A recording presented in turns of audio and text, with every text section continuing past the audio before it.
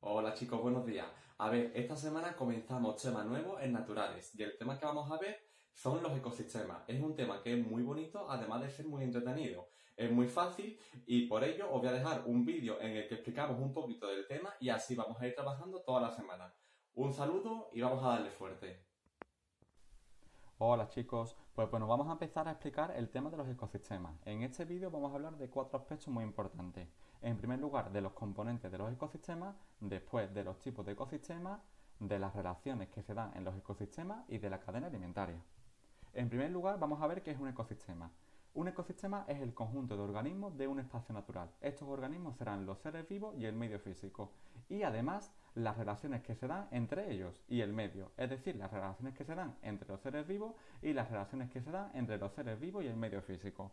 Desde el principio, un ecosistema es el conjunto de organismos de un espacio natural, seres vivos y medio físico, y las relaciones que se dan entre ellos y el medio. Dentro de los seres vivos podemos distinguir entre la flora y la fauna. La flora es el conjunto de todas las plantas del ecosistema y la fauna es el conjunto de todos los animales del ecosistema. Y dentro del medio físico, que es el lugar donde habitan los seres vivos, tenemos que estar muy interesados en los factores.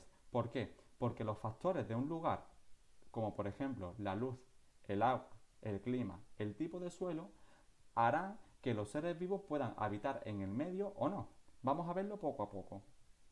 Tenemos dos tipos de ecosistemas, los terrestres y los acuáticos. Los terrestres se encuentran en la tierra y los acuáticos en el agua.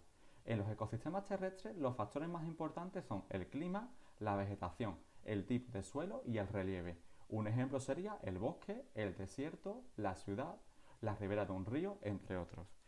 En los medios acuáticos los factores más importantes son la salinidad, es decir, si el agua es salada o dulce y en qué grado lo es, la temperatura del agua, las corrientes de agua, la cantidad de luz que hay en ese ecosistema acuático. Ejemplos, los estanques, la línea costera, los humedales, el océano polar. Vamos a ver algunas imágenes. ¿Veis? Estos son los ecosistemas terrestres. Un desierto, una jungla, una pradera. Ahora vamos a ver los ecosistemas acuáticos. Tenemos, por ejemplo, una laguna, la línea costera, océano polar. ¿Veis?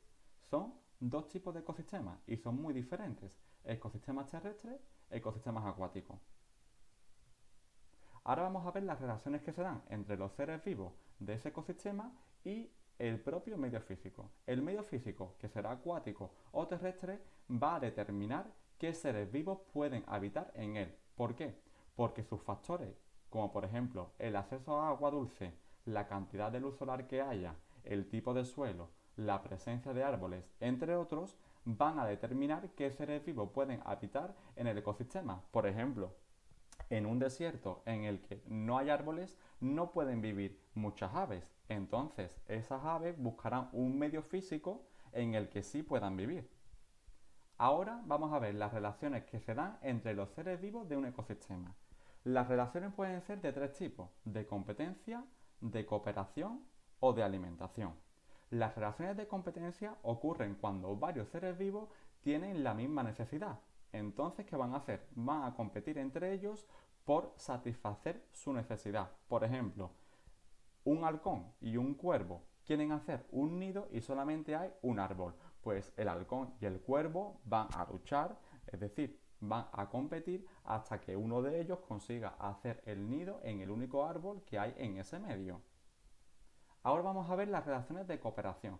Las relaciones de cooperación ocurren cuando varios seres vivos pueden colaborar entre ellos y ayudarse para que todos salgan beneficiados. Por ejemplo, las cebras cuando se desplazan no lo hacen solas, lo hacen en grupo. ¿Por qué? Porque haciendo esto pueden impedir los ataques o, por ejemplo, si tuviesen un ataque, no morirían todas las cebras, solamente moriría una o dos. Entonces es una relación de cooperación.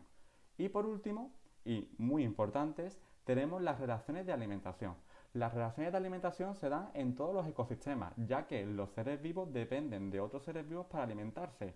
Podemos distinguir entre los siguientes: los productores, los consumidores primarios, los consumidores secundarios y los descomponedores.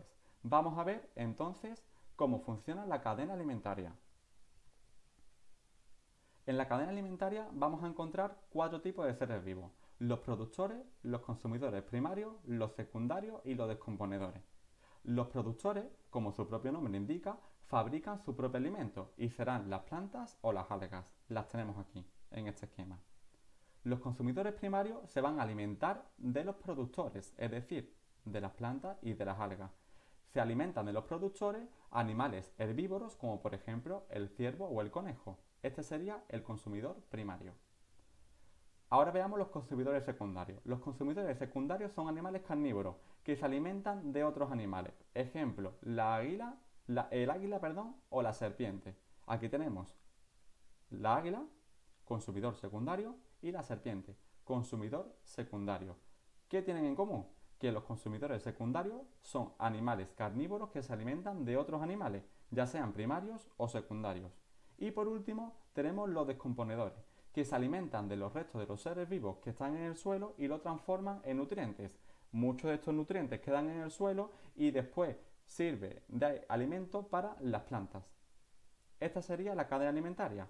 Los productores fabrican su propio alimento, el consumidor primario se alimenta del productor, el consumidor secundario del primario y del secundario, y por último los descomponedores, que se alimentan de los restos de los seres vivos que están en el suelo y los convierten en nutrientes.